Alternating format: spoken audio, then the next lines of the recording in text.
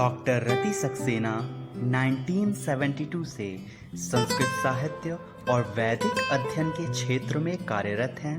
वे एक संपन्न कवि और अनुवादक होने के साथ में साहित्यकार, पर्यटक और कृत्या इंटरनेशनल पोइट्री फेस्टिवल की डायरेक्टर रही हैं, जिनके द्वारा लिखी हुई पुस्तकों की संख्या 50 से भी अधिक है। और वे आपके सामने प्रस्तुत हैं वेदों से जुड़े कुछ बेहद महत्वपूर्ण चर्चाओं के साथ। अगर आपको प्रेम है वेदों और उपनिषदों से और ऐसी अनेक चर्चाएं सुनना पसंद करेंगे तो कृपया इस चैनल को लाइक सब्सक्राइब कर हमारे इस पहल में हमारा साथ दें। नमस्कार मित्रों, आज हम वेद से पहले वैज्ञानिक की बात करते हैं। समकालीन वैज्ञानिक है मिशियो काकू।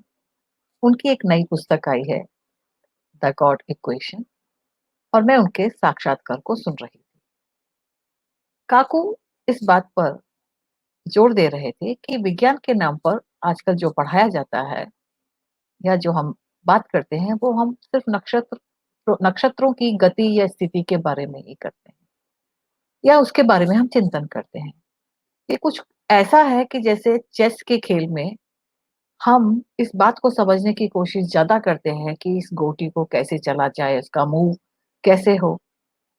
लेकिन उनका कहना है कि ये जो चलन है वो तो रोबोट भी सिखा सकता है या रोबोट को भी सिखाया जा सकता है। और हो सकता है कि जब हम उस रोबोट से चेस खेले तो शायद रोबोट जीत जाए। तो इस चलन के अतिरिक्त भी बहुत कुछ होता है फिजिक्स में जिसको जानना जरूरी होता है। दरअसल वे जब ब्रह्मांड की बात कर रहे थे तो उन्होंने कहा कि ब्रह्मांड को समझने के लिए केवल फिजिक्स पर निर्भर करना भी संभव नहीं है या आवश्यक उसकी जरूरत नहीं है केवल हम फिजिक्स पे करें। उसके वास्तव में केमिस्ट्री, बायोलॉजी, फिजिक्स सब एक दूसरे से संबंधित हैं। सारे विषय एक दूसरे से संबंधित है और मैं इसके आगे ये कहना चाहूंगी कि फिलोसफी भी। तो काको भी इस बात को कहना चाह रहे थे कि इन हमारी जो मानवीय चेतना है इससे ऊपर भी एक चेतन शक्ति होती है और जो चेतन शक्ति इस ब्रह्मांड को गतिमान रखती है, जो इस डिवाइन संगीत को उत्पन्न करती है, जिसके बारे में पाइथागोरस ने बात की थी। काकू ने बिग बैंग थ्योरी मानते हुए कहा कि ब्रह्मांड एक बुलबुले की तरह समझ सकते हैं, जैसे बबल जो धीरे धीरे धीरे बढ़ता जाता है। और ये एक ही बबल नहीं होगा, इसमें कई बबल होंगे यानी कई ब्रह्मांड होंगे। जिस तरह से इन बबल या इन ब्रह्मांडों इस ब्रह्मांड में एक परम चेतन होता है जो सबका दृष्टा है। यानी विज्ञान यहाँ पर चेतनता की या प्रथम चेतन की सत्ता के बारे में बात करता है और उसी को वह गॉड कह रहे हैं। हम भारतीय दर्शन में गॉड शब्द का प्रयोग नहीं करते हैं। जैसे कि मैं पहले भी एक वीडियो में बता चुकी हूँ कि हमारे यहाँ इस चेतन को अनेक नाम दिए हैं, लेकिन जो सबसे पहला या सबसे गहन नाम है वो नासदीय सूक्त में तदेक, तद एक, वह एक, वो सबसे सुंदर नाम है क्योंकि कोई नाम ही नहीं है। वो नाम से, नाम वाली स्थिति से पूर्व का है, इसलिए वह एक। नाम तो तब दिया जाता है ना कि जब उसका जन्म हो गया हो। तो ये नाम से पहले वाली स्थिति है तद एक, जिसमें अपनी कोई चेतनता तो थी लेकिन अपनी कोई शक्ति नहीं थी। और उसके आसपास जब अप्रकेत सलील था तो वो उसको व्याकृत करता है, आभूत जीव को चेतनता देता है और वाक से एक तरह से गति को उत्पन्न करता है। लेकिन इसके बाद जब सृष्टि को उत्पन्न करने या आगे चलाने का काम वह तदेक से बढ़कर अन्य चैतन्य तत्व या जिसे हम वह ब्रह्म कहते हैं, परब्रह्म कहते हैं, प्रजापति कहते हैं, वह हो जाता है। तदेक केवल दृष्टा है, करता नहीं। तो वेदों में उस परम चेतन तत्व को जो एक तरह से व्याकृत होने के बाद की स्थिति है, जिसे पाश्चात्य वैज्ञानिक गॉड कह रहे हैं, ये विद्वान गॉड कह रहे हैं, उसको अनेक नामों से, अनेक तरह से समझने की कोशिश की गई। और ये शायद इसलिए है कि अलग-अलग ऋषियों ने अलग-अलग समय, अलग-अलग तरीके से उसको समझने की कोशिश की है। जब विज्ञान का आधार दर्शन होता है और दर्शन का आधार होता है देखना, समझना और उसके चिंतन करना। और जीवन में उसको समझना, उसके संबंध को समझना। तो इस तरह से हम वेदों में भी जा पाते हैं कि उस तदेक, उस चेतन तत्व को अनेक नाम दिए, जो तदेक के बाद का है, जिसको पाश्चात्य वैज्ञानिक गॉड कह रहे हैं, काकू जिसके लिए गॉड शब्द का प्रयोग कर रहे हैं। जैसे मैं अथर्ववेद के रोहित सूक्त को देखती हूँ, तो मैं बहुत आश्चर्यचकित हो जाती हूँ कि कितने तरीके से वह उस तत्व को, उस चेतन तत्व को समझने की कोशिश करते हैं। पहले तो रोहित, रूहो, रुरोह, आरुरोह, रोहित। जो ऊपर चढ़ता है, फिर चढ़ता है, फिर चढ़ता है, यानी विकसित हो रहा है, विकासमान है, वो रोहित है। हाँ, रोहित का शाब्दिक अर्थ भी है या लौकिक अर्थ भी है, वह सूर्य के लिए भी प्रयुक्त होता है। इस प्रथम चेतनता को, जो प्रथम चेतनता की स्थिति है, वह तदेक से भिन्न है, क्योंकि तदेक में वह चेतन की जो चेतनता है वो अपने भीतर कामना को जगाने के लिए है। और जब कामना जगाने के बाद में जब सलिल को व्याकृत कर देता है, तो उस व्याकृत अवस्था में जो स्थिति है वह गॉड की। आइंस्टाइन ने भी कहीं गॉड का उल्लेख किया है, और यह वाक से भिन्न स्थिति है जिसके बारे में हम पहले बात कर चुके हैं। अब इस रोहित की जो हम बात कर रहे थे, तो इसके लिए भी यही कहा जाता है कि यो अप्सु अंतरा, जो जल के अंदर था, सलिल के अंदर था। अयम स देवो अप्सु अंतः, रोहितो द्यावा पृथ्वी जजान, तत्र तंतु परमेष्टि ततान। रोहित ने द्यावा, यौलोक, पृथ्वी, इसको फैला दिया, और जो परमेष्टि, उसका जो तत्व है, चेतन तत्व है, उसने मानो इस ब्रह्मांड को के तंतु को फैला दिया, विस्तार विस्तार दे दिया। जैसे जैसे हम कपड़ा बुनते हैं तो हम तंतुओं को जोड़ते हैं, उसी तरह से उन्होंने जोड़ के तंतुओं को, सूत्रों को जोड़कर, नहीं, धागे धागे बुनकर, धागे से बुनकर चदरिया, जिसे कहते हैं, चदरिया, ब्रह्मांड रूपी चदरिया को उन्होंने बिन दिया। लेकिन वो कहते हैं कि इसके भीतर एक अजा, मतलब जो कभी नहीं मरने वाला, तत्र शिश्रिये अजा, जो अज है, अजा मतलब अजर है? जिसको हम तदेक कहते हैं, उसको यहाँ पर अजय कहा है। वो एक पद से, अभी भी एक पद से इस द्यावा पृथ्वी ब्रह्मांड को पकड़े हुए हैं।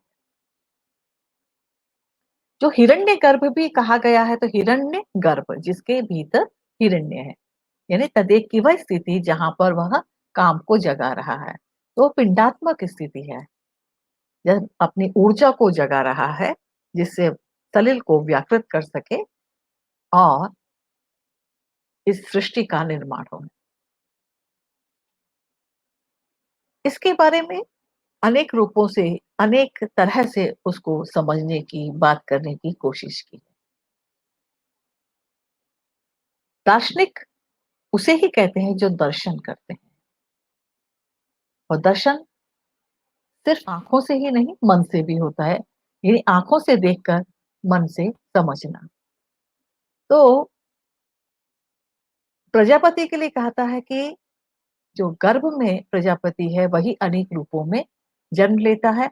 वो अपने आधे भाग से इस ब्रह्मांड के भवनों को उत्पन्न कर देता है, लेकिन उसका आधा कौन सा है, यानी वो तदेक, छिपा हुआ, वो कौन सा है, इसके बारे में भी वो सवाल करते हैं। ये सवालों के द्वारा आपस में बात करके इन तत्वों को जानने की कोशिश करते हैं। अर्थेन विश्व भुवन च जाना यद अस्य अर्थः कथम स हेतु। अथर्ववेद के 10वें कांड में पूछा गया। स प्रजापति सुवर्ण आत्मन अपश्यन।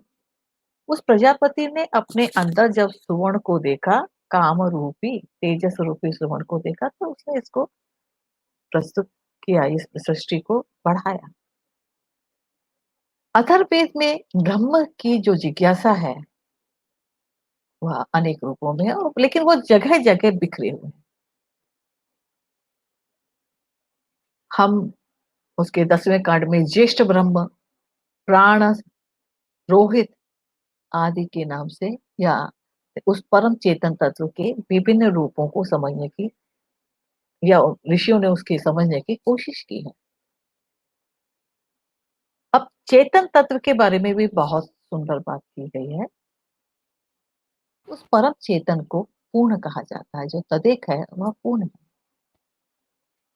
लेकिन और ये पूर्ण हम उपनिषदों में भी इस पूर्ण मंत्र को देखते हैं, लेकिन उससे पहले अथर्ववेद के बहुत से मंत्र उपनिषदों में सुंदर भाषा में प्रस्तुत किए गए हैं। अथर्ववेद की भाषा थोड़ी सी लौकिक है, यानी थोड़ी सी पुरानी है, प्राकृत है।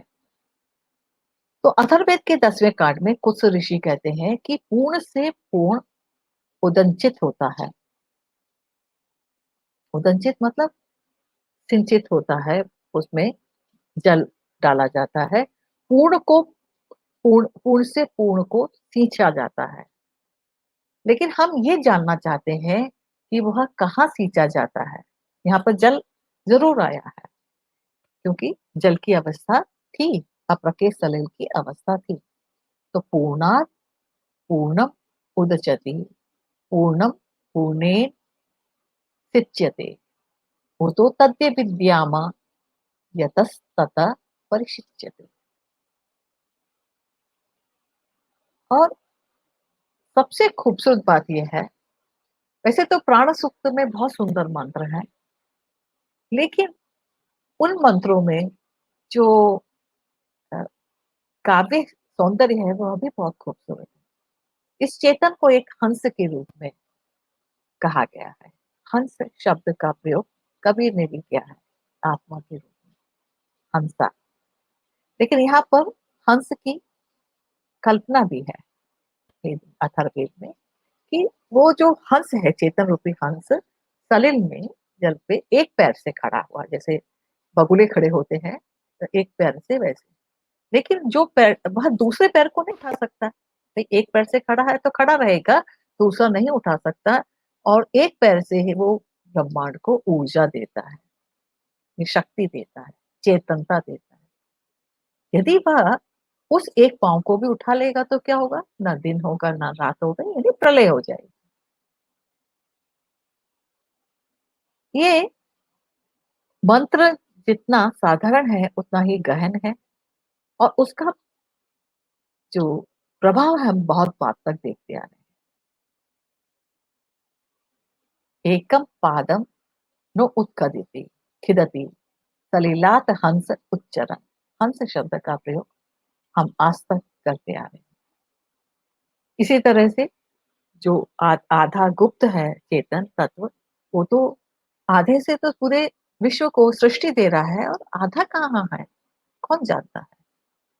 इस तरह के हम मंत्र, इस तरह के विचार उपनिषदों में तो बहुत ज्यादा या बहुत अधिक रूप से बताए गए हैं। यानी उपनिषदों में तो इसी बात को, ब्रह्म क्या है, कठोपनिषद है या कोई भी उपनिषद है, उसमें इन्हीं शब्द, इन्हीं विचारों को कहा गया है। जैसे ईशा उपनिषद है, ईशावास्यम इदम सर्वम। यो भी जो संसार है वो उस परम चेतन तत्व से व्याप्त है। लेकिन हम अब श्वेताश्वरोपनिषद के इस मंत्र से इस विषय को समाप्त करते हैं। वह एष ह देवः प्रदिशो अनुसर्वा पूर्वः जातः स उ गर्भयन्तः स एष जातः स जनिष्यमाणः प्रत्यंगम जन्म तिष्ठते सर्वतो। यानी वह जो देव है वही सब जगह व्याप्त है। वही पहले पैदा हुआ था, वही गर्भ में है, वही अंत में है, वही पैदा होगा, वही पैदा होता है, वही पैदा होगा। और जो उसको जान लेता है वो सब कुछ जान लेता है। तो जिस गॉड की बात, मैं आगे की बात नहीं कह रही हूँ, यहाँ पर उस चेतन तत्व के बारे में वेदों में बहुत चिंतन किया गया है। मैं ये नहीं कहना चाहती हूँ कि उसके बाद की थ्योरीज को उन्होंने विकसित किया है, क्योंकि दर्शन, फिलॉसफी केवल मूल को जानने की कोशिश करता है और उसकी थ्योरीज को, उसके वैज्ञानिक रूपों के बारे में विज्ञान बात करता है। हम यहाँ पर दर्शन देख रहे हैं, यानी यहाँ पर इस बारे में चिंतन अवश्य हुआ है कि एक तत्व है, और भिन्न भिन्न रूप में इस बारे में चिंतन हुआ है, जिसको आइंस्टाइन ने भी और काकू ने भी गॉड कहा है।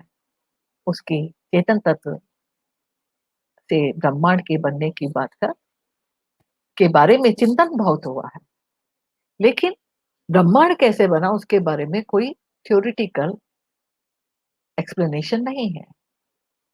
यहाँ पर मूल में ही आकर समाप्त हो गया है, और उसके बाद में उसकी व्याख्याएं थ्योरिटिकल रूप में या वैज्ञानिक रूप में नहीं हुई हैं। फिर भी हम इस बात के लिए, इस बात पर विचार कर सकते हैं कि जिस तत्व को मूल बना रहे हैं, जिस तत्व को बेस बना के आज के वैज्ञानिक रिसर्च कर रहे हैं, उस तत्व को उस काल में भी ऋषियों ने आधार बनाया है, क्योंकि दर्शन था, इसलिए वे उस विषय पर ही अनेक प्रकार से बात करते रहे। उसका वैज्ञानिक आधार या उसके वैज्ञानिक इक्वेशन नहीं बना पाए, या नहीं बनाने की कोशिश की, या उसकी जरूरत नहीं समझी, क्योंकि उनका उद्देश्य दूसरा था। तो धन्यवाद मित्रों, ये छोटा सा वीडियो फिर से। और मैं बार बार ये कहती हूँ कि हम ये नहीं कहते कि सब कुछ वेद में है, और हम ये भी नहीं कहते कि वेद में कुछ नहीं है। कुछ तो है, और जो कुछ है उसको हमें जानना चाहिए। धन्यवाद।